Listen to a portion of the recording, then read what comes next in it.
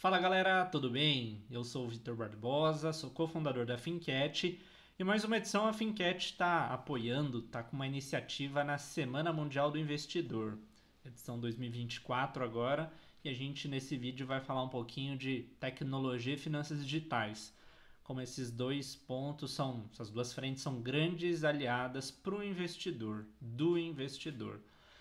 Se você não acompanhou conteúdos anteriores, vou deixar o card desse vídeo, inclusive referente a outras iniciativas que a gente já fez na Semana Mundial do Investidor.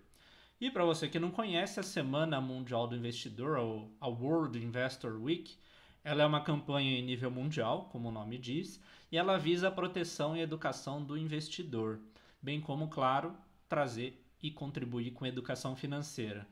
Quem é o responsável maior pela Semana Mundial do Investidor é a Organização Internacional das Comissões de Valores.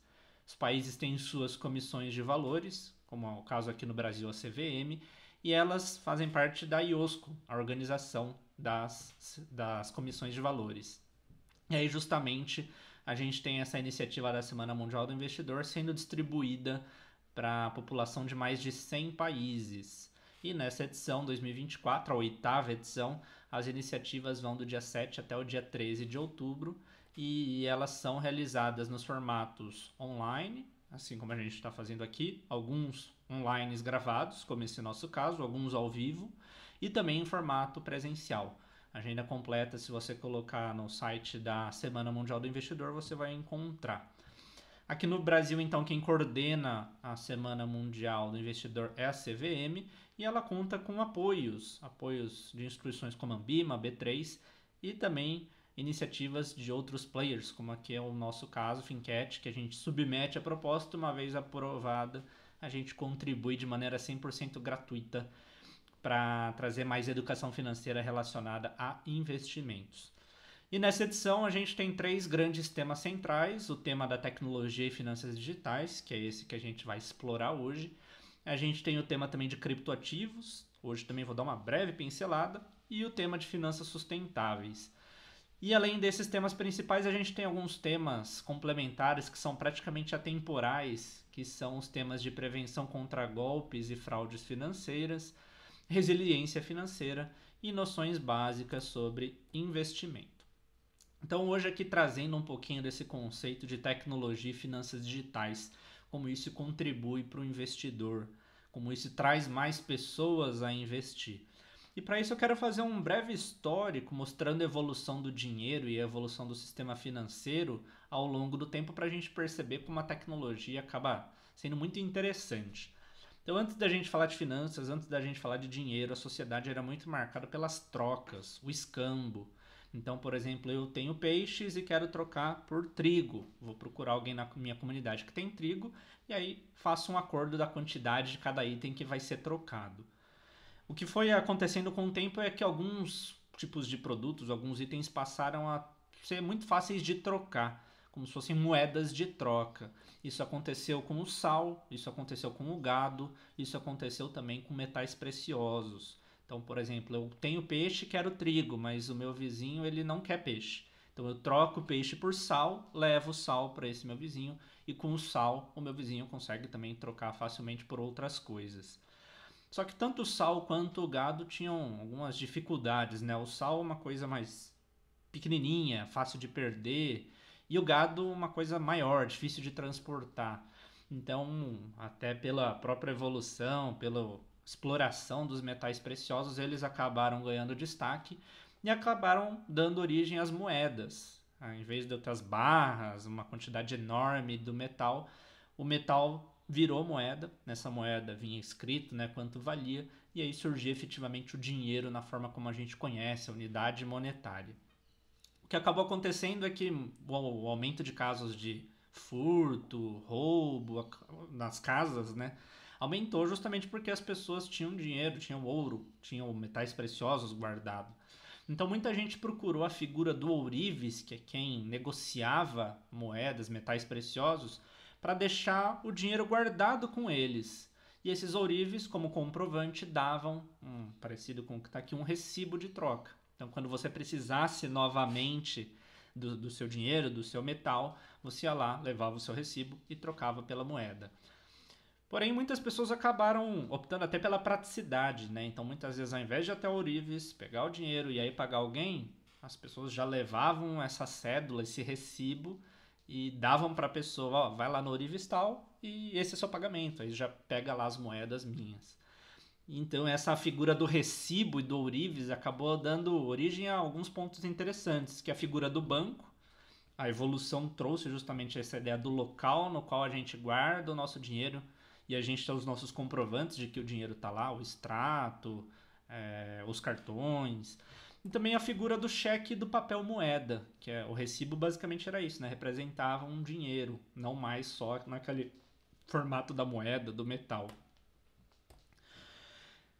Séculos passam, aí surge também a figura do cartão. Cartão de débito e cartão de crédito nos primeiros formatos bem mais simples aqui, muitas vezes inclusive, como a gente está vendo aí, era utilizado um papel carbono e a gente vê com o papel carbono o estabelecimento comercial copiava os números para daí sim consolidar o pagamento do cliente. Tecnologia evolui, aí surgem os chips, antes mesmo do chip, né, vem aquela tarja magnética, aquela tarja eletrônica, e também com o cartão a gente traz uma nova possibilidade para as pessoas, né, de não precisarem ir nas agências, ou até ir nas agências, mas fora dos horários tradicionais de atendimento, que é o surgimento do caixa eletrônico. Muitas vezes, antes do caixa eletrônico, você só conseguia fazer alguma operação, até uma consulta financeira ainda no banco, no horário que o banco estava aberto, ou seja, horário comercial, dia útil. Só que aí as pessoas precisavam, muitas vezes, sacar um dinheiro em outro horário, ou simplesmente queriam fazer uma consulta. Então vem justamente essa possibilidade via caixa eletrônico, podendo fazer saques, imprimir extrato, consultar saldo, outras operações. E inclusive surgindo caixas eletrônicos fora dos bancos, em shopping, em praças, em centros, e inclusive caixas eletrônicos como se fossem universais, como o caso aqui do Banco 24 Horas no Brasil, que possibilita operações de vários bancos credenciados.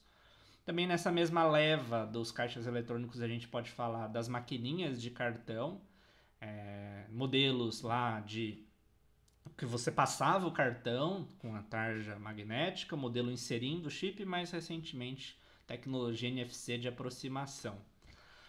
Também essas operações financeiras começaram a poder ser feitas pelas pessoas sem sair de casa, nem precisando ir mais, inclusive no caixa eletrônico, caso não precisasse do dinheiro espécie físico, né, mas fosse uma consulta, uma transferência. O Internet Banking passa a possibilitar isso. E com os smartphones também vem a possibilidade do mobile banking. Então, os bancos, as instituições criam seus aplicativos. Por meio desses aplicativos é possível fazer consultas de operações de transferência, operação de empréstimo, investimento. E já bem mais nos tempos atuais, né? A gente vê as maquininhas ainda existindo, mas maquininhas bem poderosas, não só sendo maquininha de pagamento, mas tendo maquininhas inclusive que possibilitam que o garçom faça o pedido e esse pedido vá diretamente para a cozinha, fechar a conta pela própria maquininha, controlar estoque e o próprio pagamento por aproximação, até por leitura de QR Code. Então, tecnologia NFC disponível nos smartwatches, nos smartphones e também, claro, nos cartões.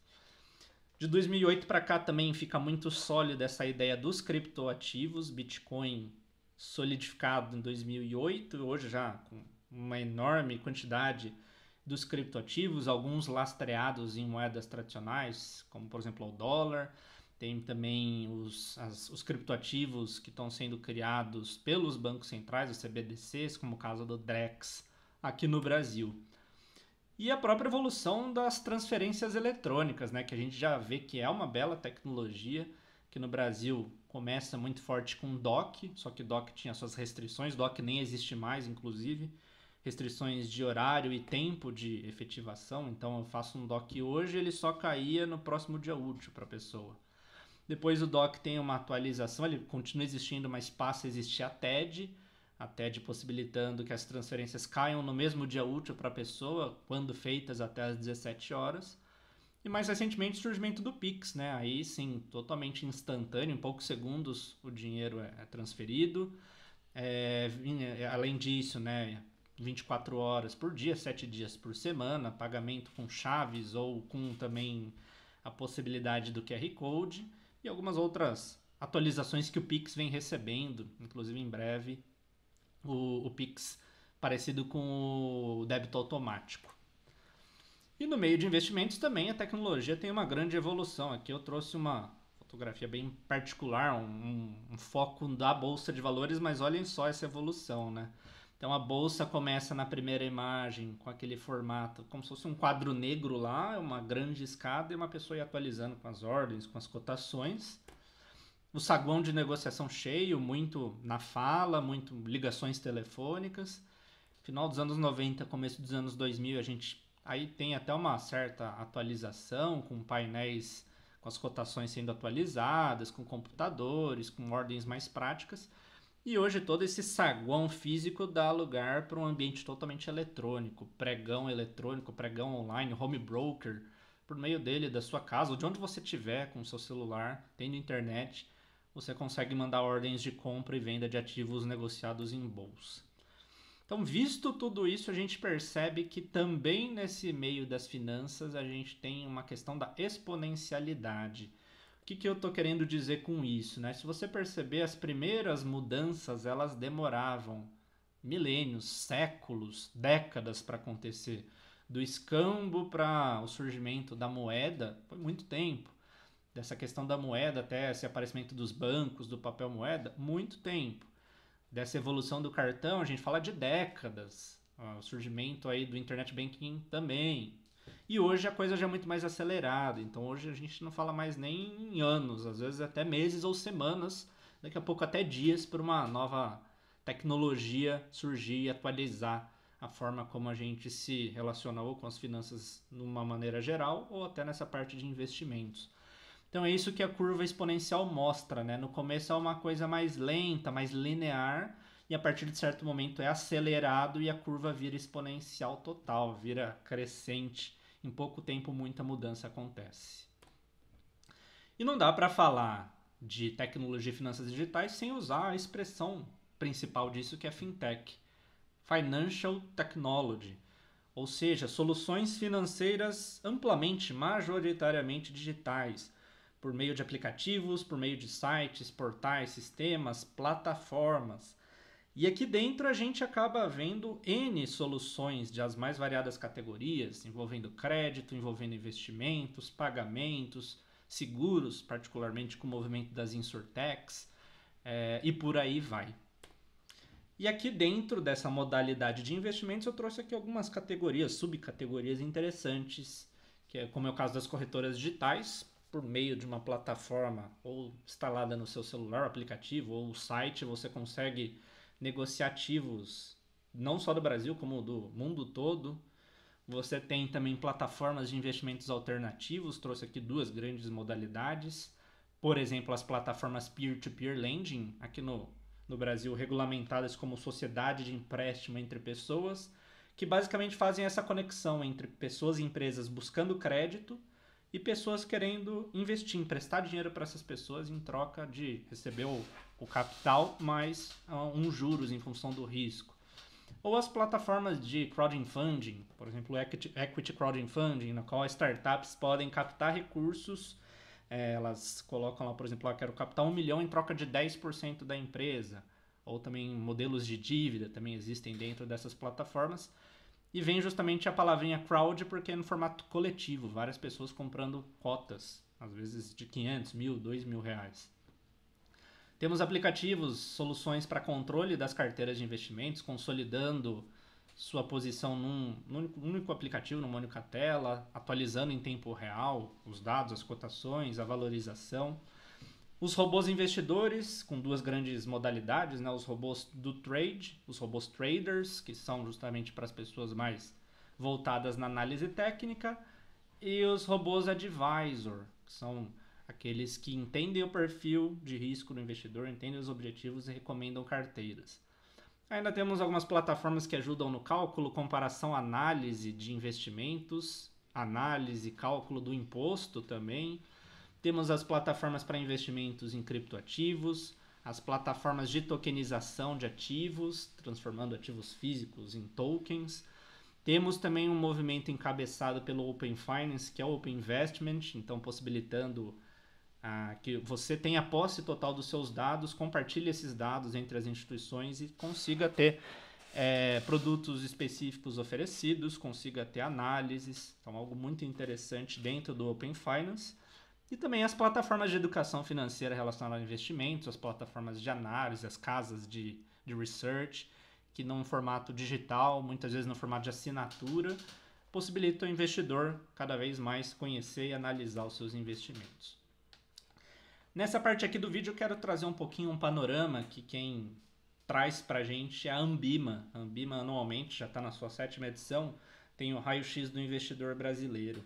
Então aqui eu trouxe alguns recortes desse estudo, inclusive recomendo depois que você entre no site da Ambima e consulte o estudo completo, que tem muito dado bacana.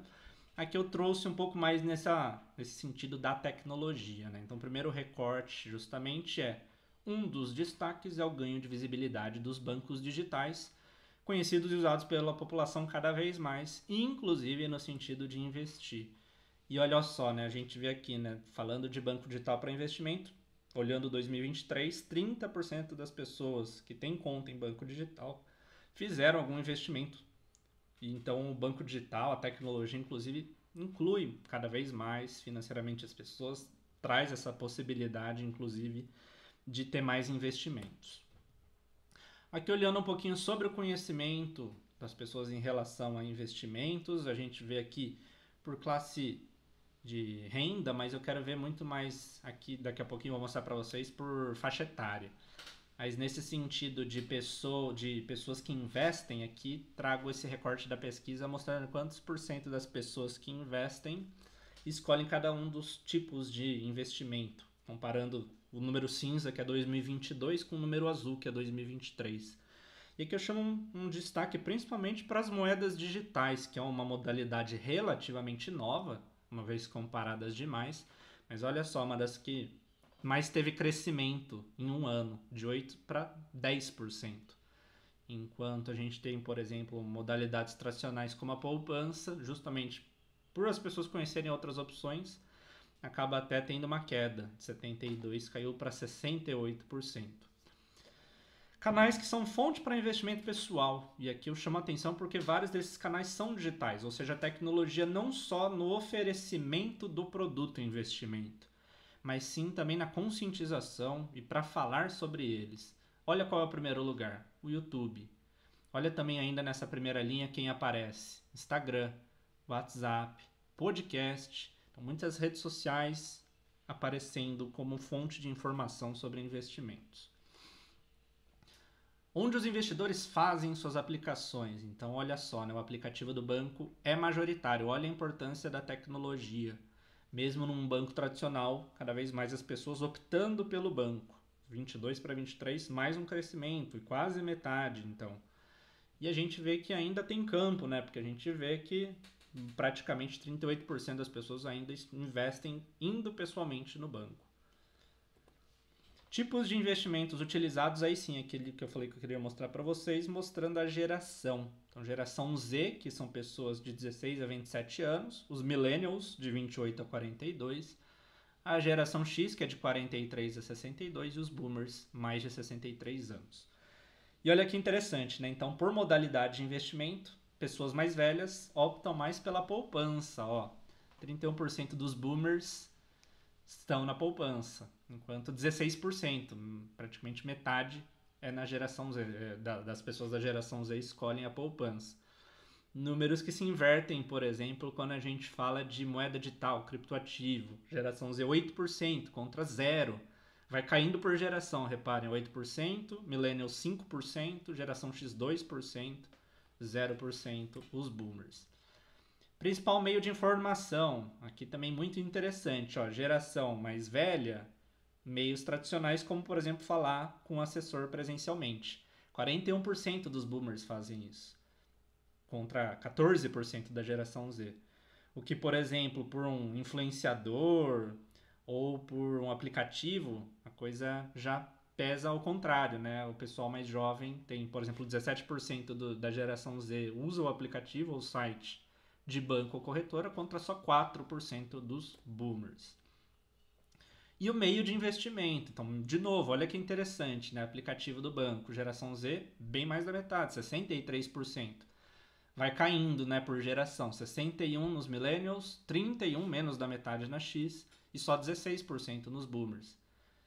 Reflexo inverso, investindo pessoalmente na agência, ó, 15% na Z, 22% millennials, mais da metade, 51% na X e quase todos, ó, quase 70%, a cada 10, 7 da geração boomer é no formato tradicional. Um pouco, claro, também pela acessibilidade dos meios digitais, a inclusão deles, a própria educação sobre o uso dessas tecnologias. E a gente vê então esse panorama, a geração mais recente que utiliza o mercado financeiro, como ela tem essa majoritariedade de investimentos via aplicativo, 63% contra 45% considerando a população investidora como um todo. E aqui para fechar, recentemente pela Fincat a gente divulgou um mapeamento de fintechs atuantes no Brasil, segunda edição desse nosso mapeamento, então edição 2024. A gente vê o Brasil com 2.048 fintechs atuantes e a gente vê por categorias. E aqui chama a atenção justamente que existe bastante opção quando a gente fala fintechs exclusivas de investimento. A gente está falando de 7,48%, mas vale ainda reforçar aqui quando a gente olha outras categorias como crowdfunding, como criptoativos ou como contas digitais, também tem muito investimento que dá para acessar por lá. Então, muita opção legal, caso você queira conhecer. Se você entrar no site da Fincat, inclusive deixei aqui no final, você vai ter acesso a quais são essas fintechs e a reputação que elas têm em função da avaliação dos usuários. E para fechar o vídeo aqui mostrando, né, que a gente vê, como eu disse lá no comecinho, uma grande exponencialidade nessa utilização, nessa junção, né, das soluções financeiras num formato mais digital, mais tecnológico. Só que ao mesmo tempo toda essa mudança ela exige educação financeira. Como a gente viu, tem uma grande disparidade, tanto em função de geração, tanto em função também de renda, e que iniciativas como essa da Semana Mundial do Investidor justamente podem cada vez mais favorecer a inclusão financeira de pessoas investindo, o que gera um padrão, uma qualidade de vida que muita gente quer, né? Não quer estar refém de dívidas, mas quer estar vendo o dinheiro trabalhar para elas. Então, com isso, a gente fecha aqui o vídeo. Reforço que a Semana Mundial do Investidor tem muitas outras iniciativas. Entra lá no site deles que você vê a agenda, os links. Também reforço aqui para você deixar o seu like, se inscrever no canal, para a gente sempre estar trazendo conteúdos valiosos como esse. Muito obrigado e até uma próxima!